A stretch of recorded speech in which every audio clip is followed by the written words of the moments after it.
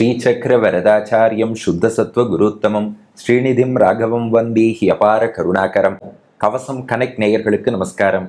பெரியாழ்வார் திருமொழி 5ஆம் பத்து முதல் திருமொழி 3ஆம் பாசுரத்தை அனுபவிக்க மானசீகமாக நாம் திருவரங்கம் திருத்தலத்தை அடைந்து விட்டோம்.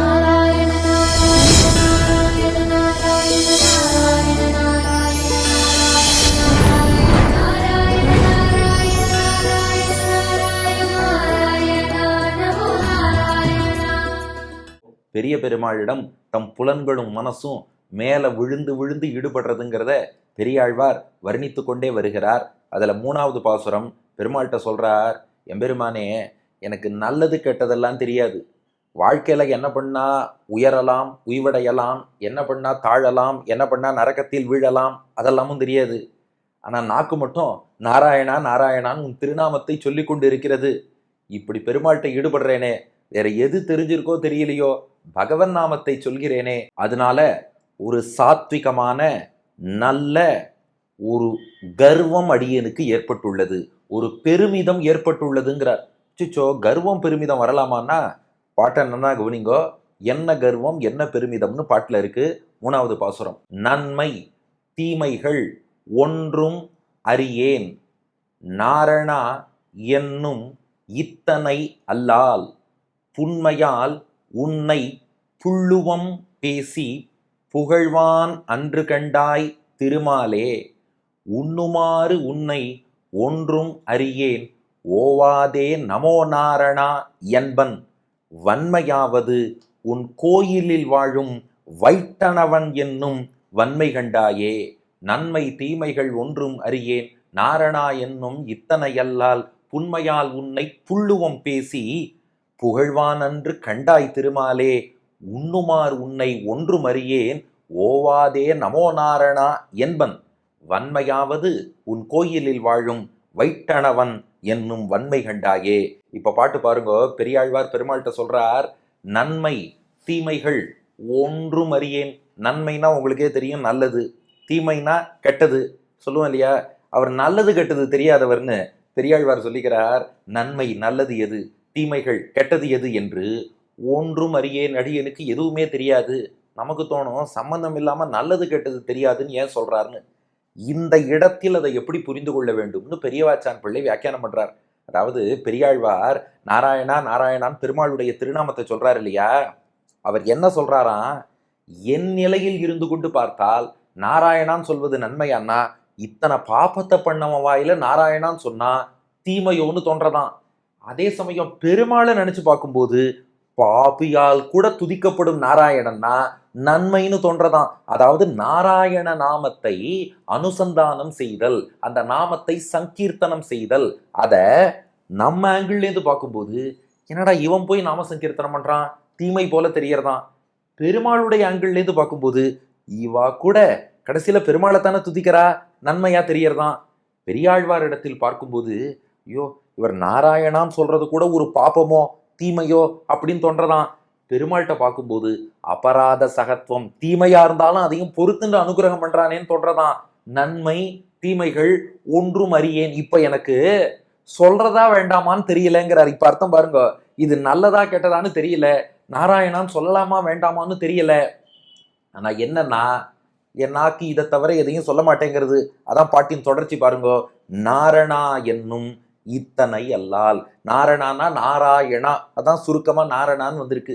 அது 2 விதமா சொல்லுவா. ஒன்று பாட்டின் சந்தத்துக்காக நாரணான்னு வச்சுட்டார், இன்னொன்று நாராயணான்னு சொல்ல தெரியாம நாரணான்னு தப்பா சொன்னாலும் அதையும் பெருமாள் ஏத்துக்கிறாராம். அதனால நாரணா என்னும், நாரணான்னு சொல்லக்கூடிய இத்தனை அல்லால், இத்தனைனா இவ்வளவுன்னு அர்த்தம். இந்த ஒரு விஷயத்தை, அல்லால்னா தவிர, இத்தனை அல்லால் இந்த ஒன்றை தவிர, நாரணான்னு சொல்றதை தவிர வேறு எதுவுமே அடியனுடைய நாக்கும் பண்ண மாட்டேங்கிறது. அதையே தான் சொல்லிட்டு இருக்கேன், நீ பொறுத்துப்பேன் நம்பி சொல்றேன்னார்.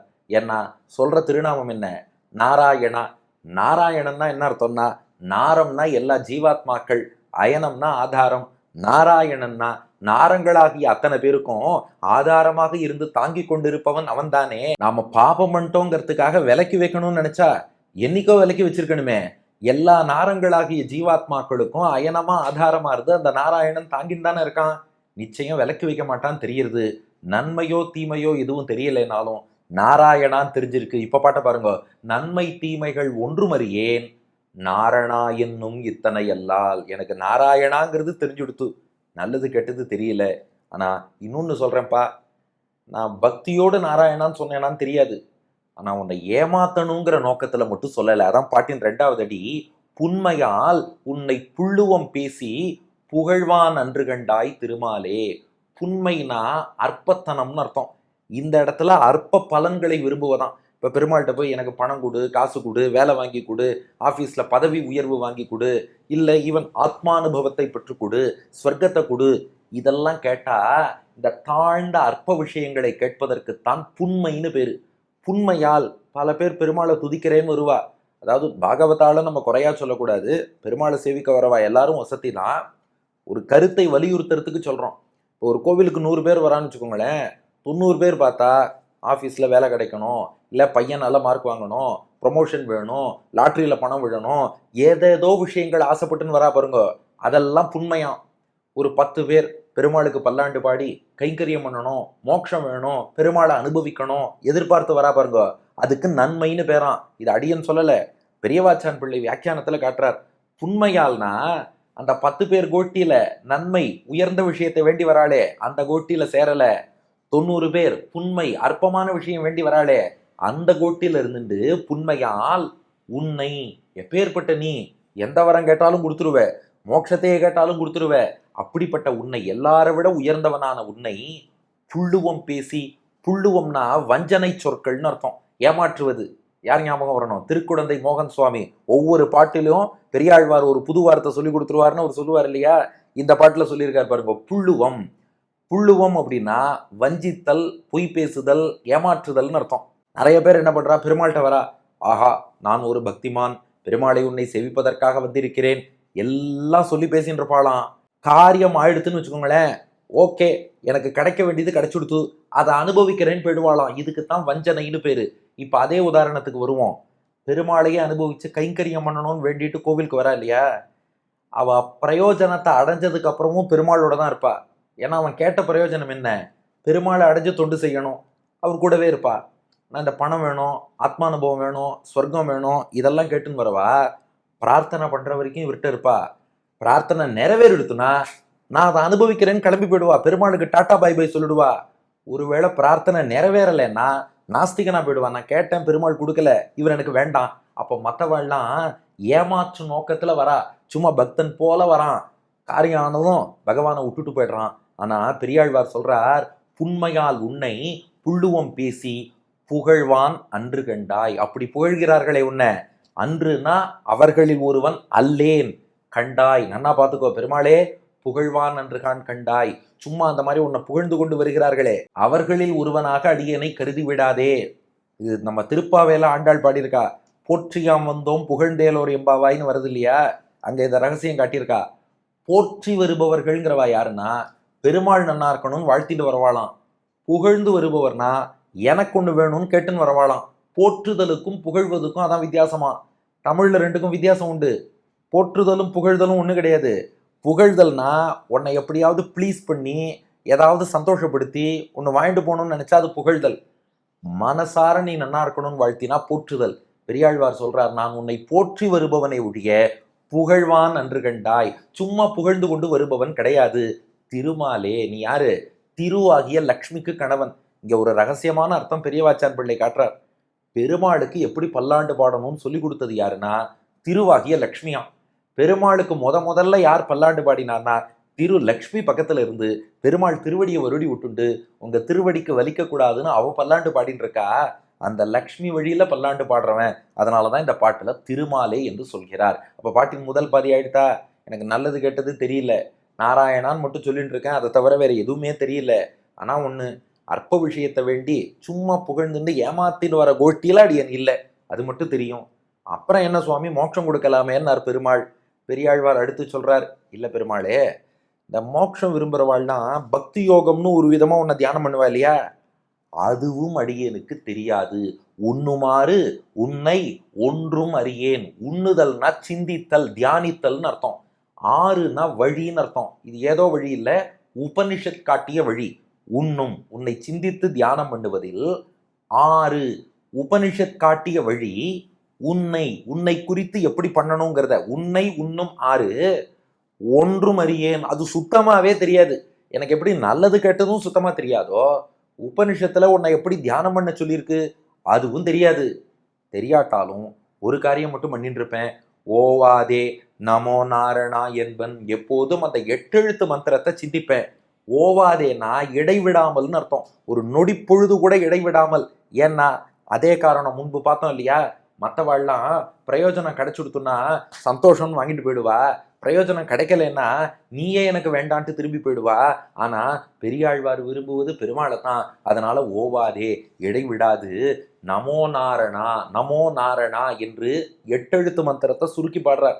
ஏன்னா மந்திரம் என்னன்னு உங்களுக்கு புரிஞ்சிருக்கும், ஆனா அதை ஓப்பனா வெளியில சொல்லக்கூடாது. மனசுக்குள்ளதான் மந்திரத்தை சிந்திக்க வேண்டும், அதன் பொருளை ஆழ்ந்து உணர வேண்டும், ஆச்சாரியன்ட்ட தான் உபதேசமா வாங்கணும்.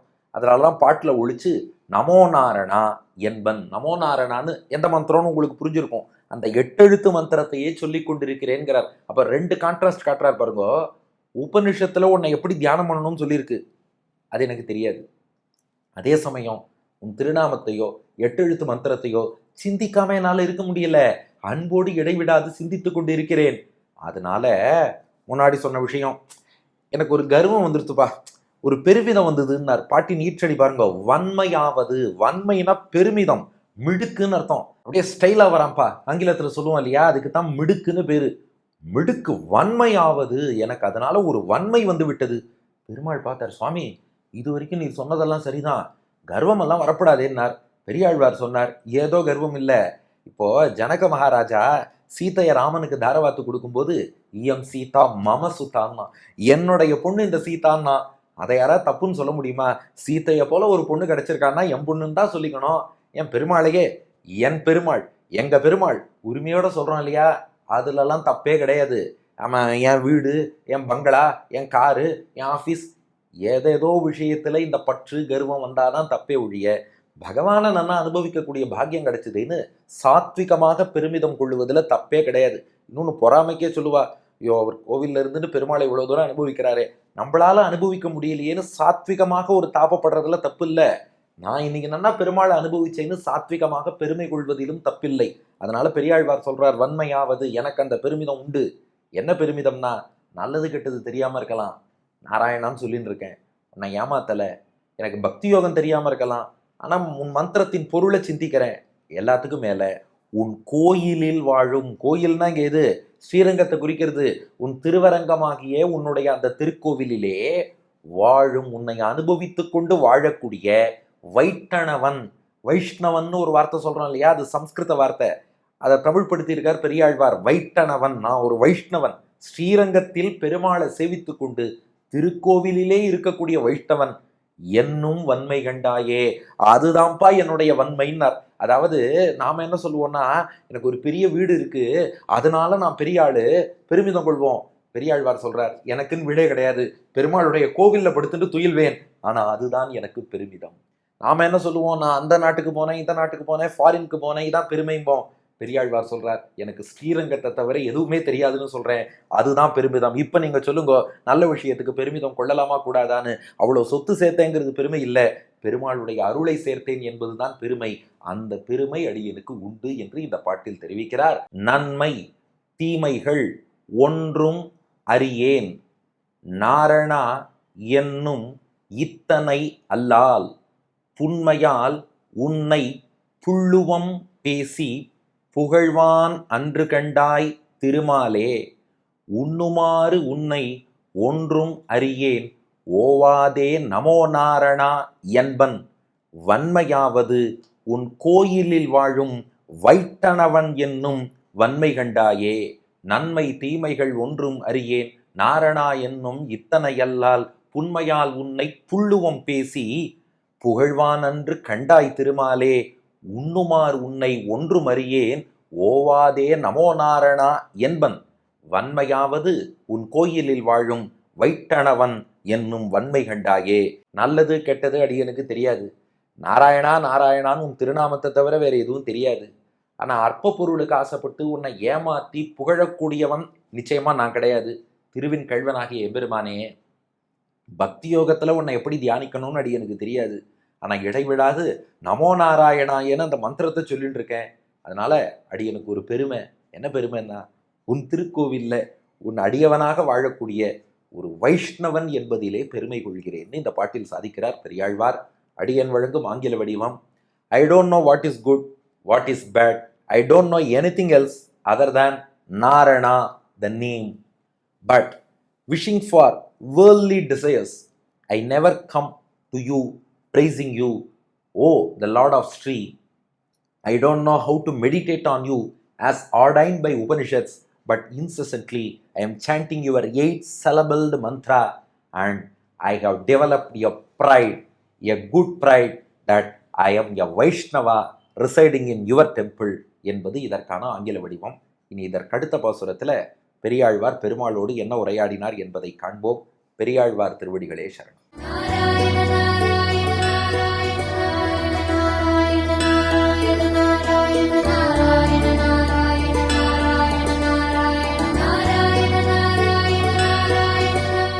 நன்மை தீமைகள் ஒன்றுமறியே நாரணா என்னும் இத்தனையெல்லாம். நன்மை தீமைகள் ஒன்றுமறியேன் நாரணா என்னும் இத்தனையெல்லாம். உண்மையால் உன்னை புள்ளுவம் பேசி புகழ்வான் அன்று கண்டாய் திருமாலே. உண்ணுமாறு உன்னை ஒன்றுமறியேன் ஓவாதே நமோ நாரணாய் என்பல். வன்மையாவது உன் கோயிலில் வாழும் வைட்டனவன் என்னும் வன்மை கண்டாயே. வைட்டனவன் என்னும் வன்மை கண்டாயே. வைட்ட